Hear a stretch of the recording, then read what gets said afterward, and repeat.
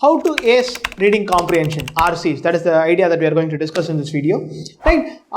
Some basic pointers. Right? When you are starting off your paper, right? Your VRC section is where you start off your CAT paper. Don't think of reading the questions and then reading the passage. This is a doubt that usually students ask. Sir, should I read the question first and then read the passage?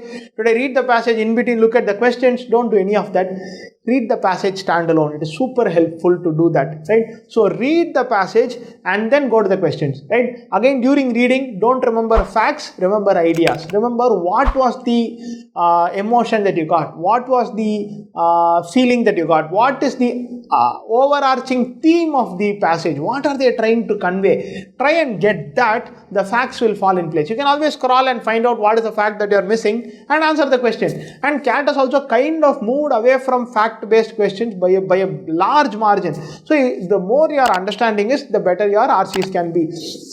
So make sure don't start with reading the questions and then going to the passage. Reading the questions to gauge the difficulty of the passage. Should I skip this passage? Unless you have read the passage completely, you will not know should you skip the passage or not. So give it a read, right? That's the first thing. The other thing, don't say, sir, should I be done with an RC passage in under 10 minutes? Who said 10 minutes, right? For you, if it takes 12.5 minutes, it takes 12.5 minutes. Nobody can change that. Over time, if you keep reading a lot, maybe it will get better. Maybe you will come under 10 minutes. Maybe you will come under 6 minutes. But there is no hard and fast rule that you got to finish an RC under X minutes. The X minutes is a myth. So don't go into the paper wanting to finish a passage under that myth, under that X minutes, because if you do that, then you are adding unnecessary pressure. You got to stay as calm as possible to read and understand and comprehend what they are trying to convey. You can't be under pressure. You are already under pressure because it is CAT.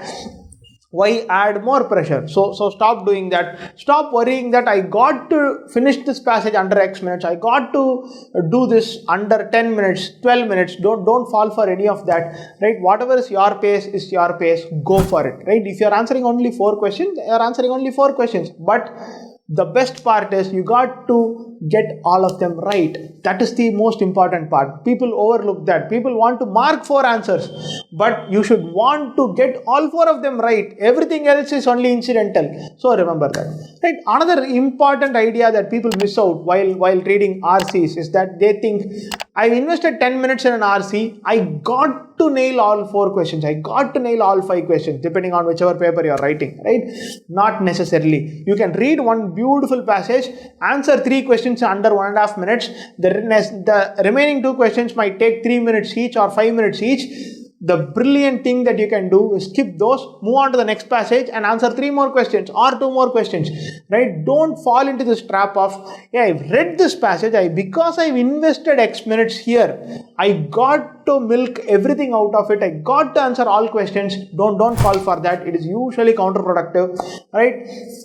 Sometimes I've got a 99 plus in the verbal section after unmarking 3-4 answers, right? What is unmarking? You have marked it when in your first round, second round, during your VRC section. Then you realize maybe you're not very sure. So you go and then uncheck the answer. I've done a bunch of that and still ended up scoring 99, which means for 99, you don't have to answer the entire paper. You can skip questions left, right and center. But you got to have it in you to develop a sense of, okay, I can skip questions, because bringing that mental peace saying it is okay to skip questions is the toughest part, not skipping the question. Skipping the question is easy, right? Convincing yourself that it is okay to skip questions, that is the tough part. Prepare yourself for that, right? Best wishes.